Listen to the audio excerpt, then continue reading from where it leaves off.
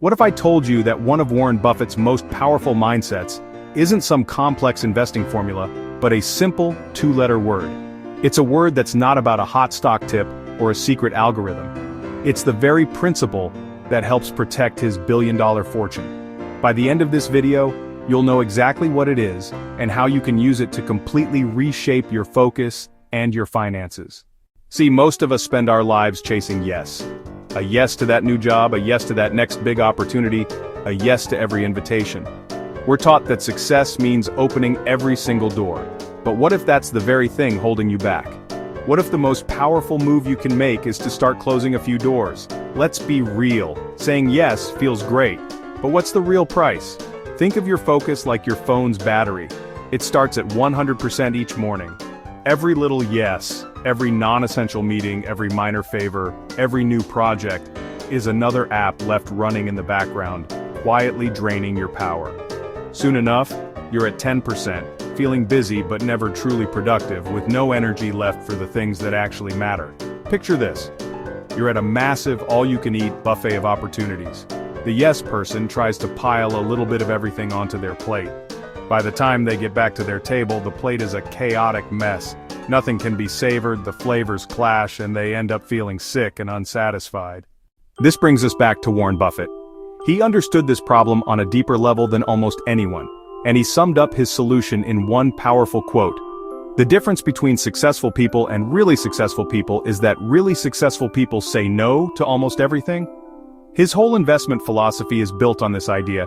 He uses a brilliant baseball analogy, saying that investing is a no-called strike game. In baseball, if a good pitch flies through the strike zone and you don't swing, that's a strike. 3 of those and you're out.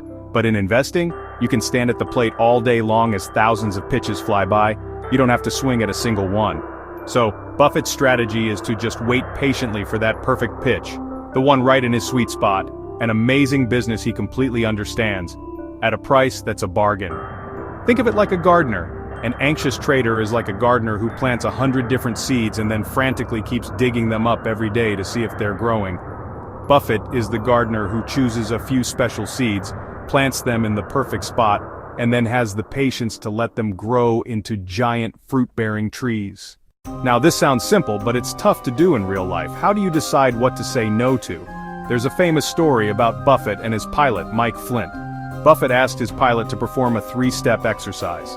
Step 1. Write down your top 25 career goals. Everything you want to accomplish. Step 2.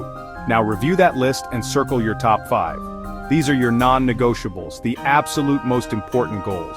This left him with 2 lists, the top 5 A list and the other 20 B list goals. Then Buffett asked him, so what about the 20 you didn't circle? Flint said, well, the top 5 are my main focus, but the other 20 are still important. This is where the critical lesson comes in.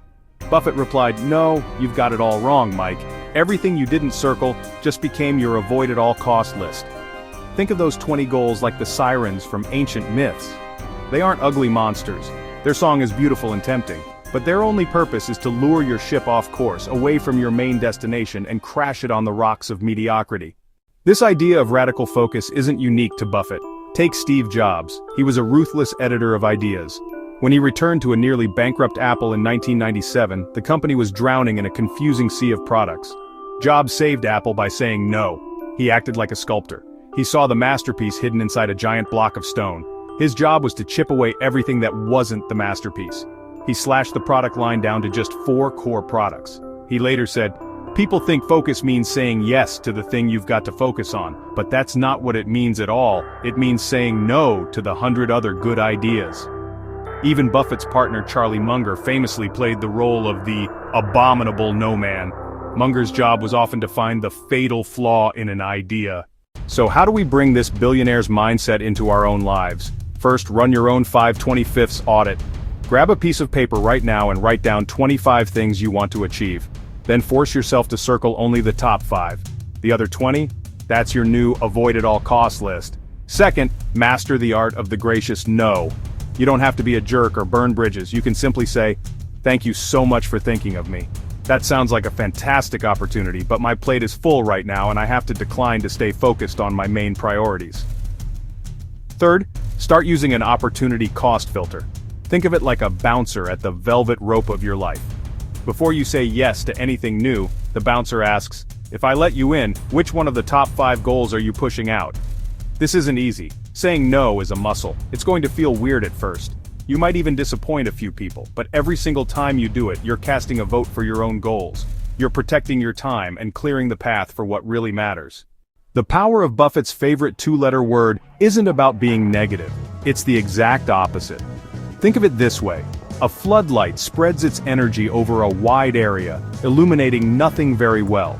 A laser focuses all of its power onto a single point, becoming strong enough to cut through steel. Saying no is how you turn the floodlight of your attention into the laser beam of your achievement. You probably can't do 25 things well, but you can absolutely crush 5 of them.